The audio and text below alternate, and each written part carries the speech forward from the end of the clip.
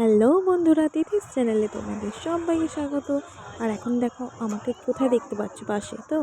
কারণ বাসে করে আমরা এখন সকাল সকাল এক গ্রামের উদ্দেশ্যে রওনা দিচ্ছি। তো গ্রামটার নাম হলো ধনেখালি। তো ধনেখালি গ্রামটা এত সুন্দর জায়গা, তোমাদের বলে বোঝানো যাবে না। চলো দেখতে থাকো পুরো ব্লগটা। তো আমরা এখন সবাই মিলে বাসে উঠে গেছি। এই যে আমার বর, তারপরে দাদা, আর এখানে আমাদের এক দাদার দিদির বাড়ি। তো এখানেই আমরা কিন্তু পিকনিক সারতে এসেছি 2-3 দিন থেকে। সকাল দিয়ে ভিডিও করতে পারিনি, এখন করছি। তো তোমরা দেখতে থাকো, এত সুন্দর জায়গা এখানে। আর আমার মেয়ে খেলছে, দেখো না, মানে এরকম তো কখনো পায় না যে এরকম ফাঁকা, এতটাই ফাঁকা। পুরো দেখো বিঘে বিঘে পুরো ফাঁকা জমি, বিঘে বিঘে ফাঁকা জমি, এত সুন্দর দেখে না। আর তোমাদের একটু সূর্যটাকে দেখাই, তারা দেখো ওই জায়গাটা, সেই সূর্যটা দেখা যাচ্ছে, এত সুন্দর পুরো ফাঁকা ফাঁকা একদম বিঘে বিঘে। আর আমার মেয়ে তো এরকম পাই না, এত সুন্দর। মামা এদিকে তাকাও দেখি, তাকাও তাকাও, এই যে এই দেখে দেখে আমার দিকে তাকাও। ওয়াও, এবার হাই করো হাই করো হাই করো, হ্যাঁ এরকম হাত দেখাও। ওয়াও দেখ, এখানে গরু ছাগল সব মানে এখানে পালন করে, এত সুন্দর লাগছে না। এইগুলো হচ্ছে পাকা ধান, মানে কেটে নিয়ে চলে গেছে অলরেডি। এইদিকে তো মাঠ, ওই দিকেও পাকা ধান, এদিকে পুরো পাকা ধানে ভর্তি, পুরো বিঘে বিঘে পাকা ধান সব কেটে নিয়ে চলে গেছে। মাম্মাম পুরো যেও না, পড়ে যাবে। এত খুশি হয়েছে, কারণ পায় না তো কোনোদিন এরকম জায়গা। এত ভালো লাগছে, আমার তো ভীষণ ভালো লাগছে। আর কি বলতো, মানে সকাল সকাল আমি একদম ভিডিও দিতেই পারিনি, খুব তাড়াহুড়ো করে, কারণ আমার মেয়ের শরীরটা খুব খারাপ ছিল, মানে এখনও খারাপ আছে। তো তার জন্যে আমি তাড়াহুড়ো করে ভিডিও একদম করতে পারিনি। খুব তাড়াতাড়ি রেডি হয়েছি সকাল থেকে। তারপরে আমি একাই আমার মানে মেয়েকে নিয়ে এসেছি, তার সাথে আমার যাদের সাথে এসেছি সামনের বাড়ি, এই আর যেও না, যাদের সাথে সামনের বাড়িতে এসেছি তারাও একটু হেল্প করেছে, আমার মেয়েকে কোলে করে নিয়ে এসছে। ঠিক আছে, কারণ এতটা দূর জার্নি করা তো সম্ভব না একটা বাচ্চাকে। মাম্মা এই দেখো, ও আবার মানে পাগল হয়ে গেছে, ও বুঝতে পারছে না কি করবে না করবে, এদিক ওদিক ঘুরছে খেলছে। তো তার জন্য সকালে আর ভিডিও দিতে পারিনি, তাড়াহুড়ো করে ওই মেয়েকে নিয়েই দৌড়াদৌড়ি করে চলে এসেছি। এই পড়িয়ে এক্ষুনি দেখলে তো, এত সুন্দর লাগছে।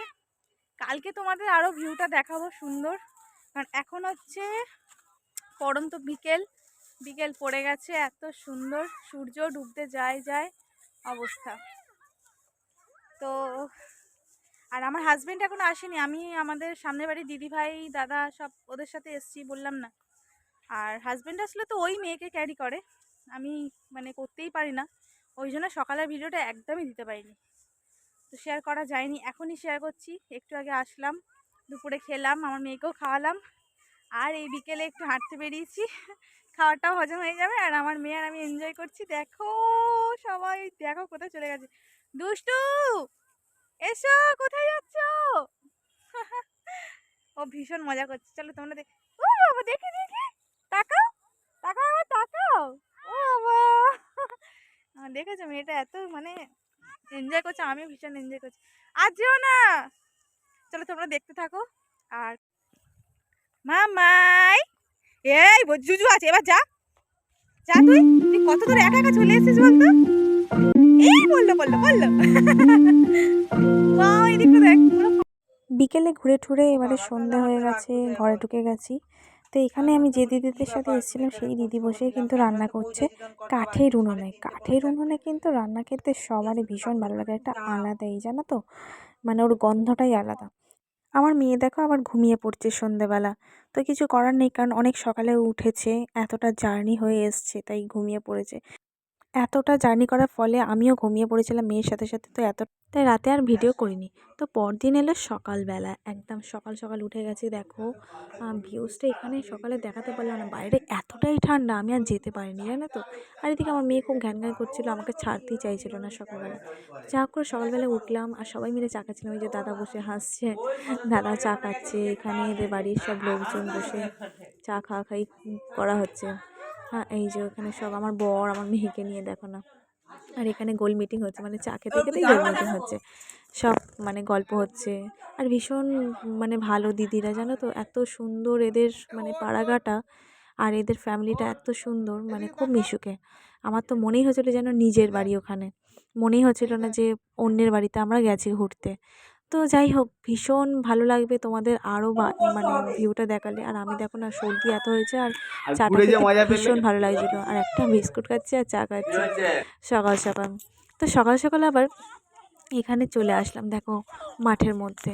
তো মাঠেই দেখতে পাচ্ছ, এখানে আমার বড় অলরেডি বসেই আছে পুকুর পাড়ে, আর বাচ্চাদের স্নান করা দেখছে। আর আমিও যাচ্ছিলাম বাচ্চাদের স্নান করা দেখতে। বাচ্চাগুলো বাবা রে, গ্রামের বাচ্চা বলে কথা, ওদের তো কোনো ভয় ডর বলতে কিচ্ছু নেই। ওরা দূর থেকে একদম লাফ মারছে জলের মধ্যে, আর এখানে আমরা বসে হাঁ করে দেখছি আর মজা নিচ্ছিলাম।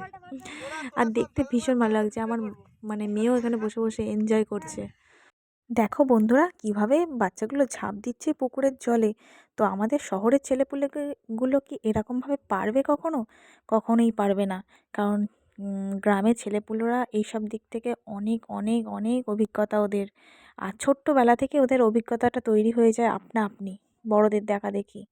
আর ওদের কোনো ভয় ডর বলতে তো নেই।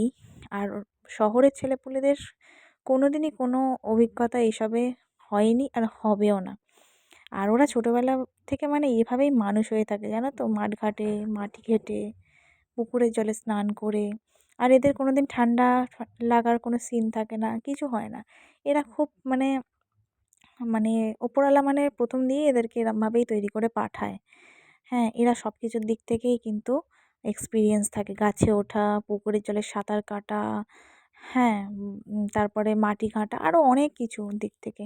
শুধু কি তাই, পড়াশোনার দিক থেকেও কিন্তু গ্রামের ছেলেপুলেগুলো মানে শহরের ছেলেপুলেদের থেকে অনেক এক্সপিরিয়েন্স হয়, আর খুব ভালো হয় পড়াশোনার দিক থেকেও।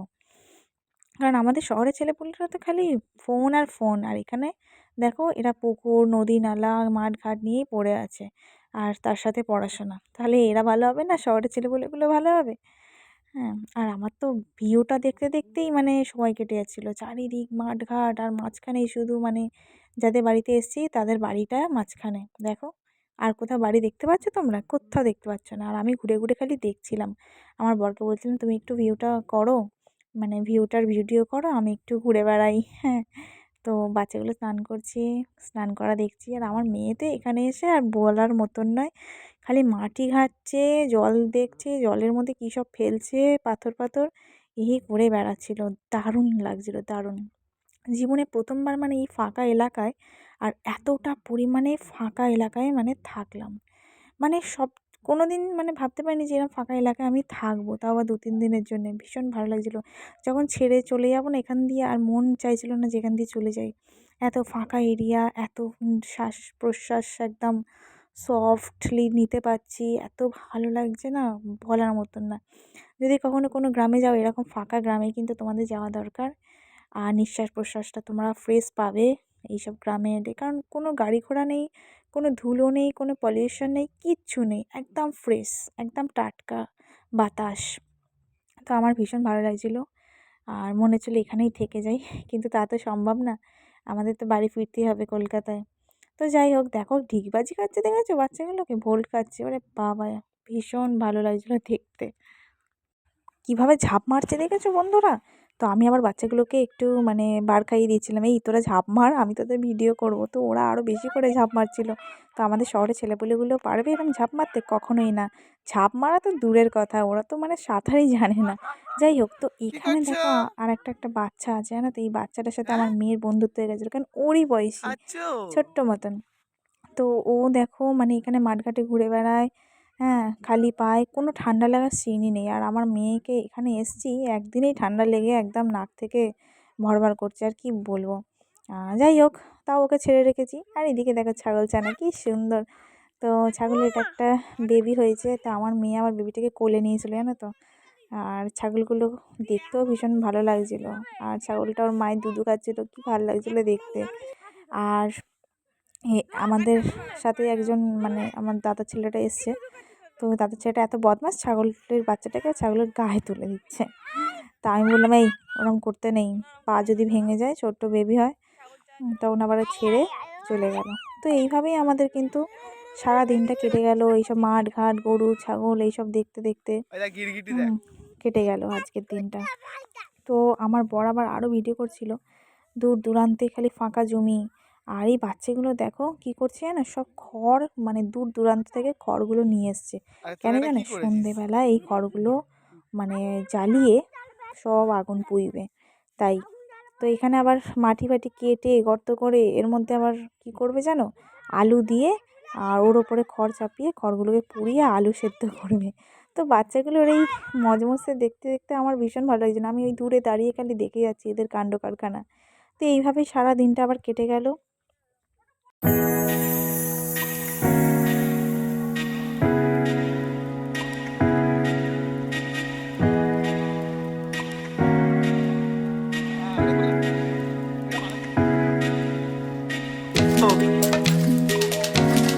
আগুন জ্বালাচ্ছ, তুমি ঘাস নিয়ে যাচ্ছ।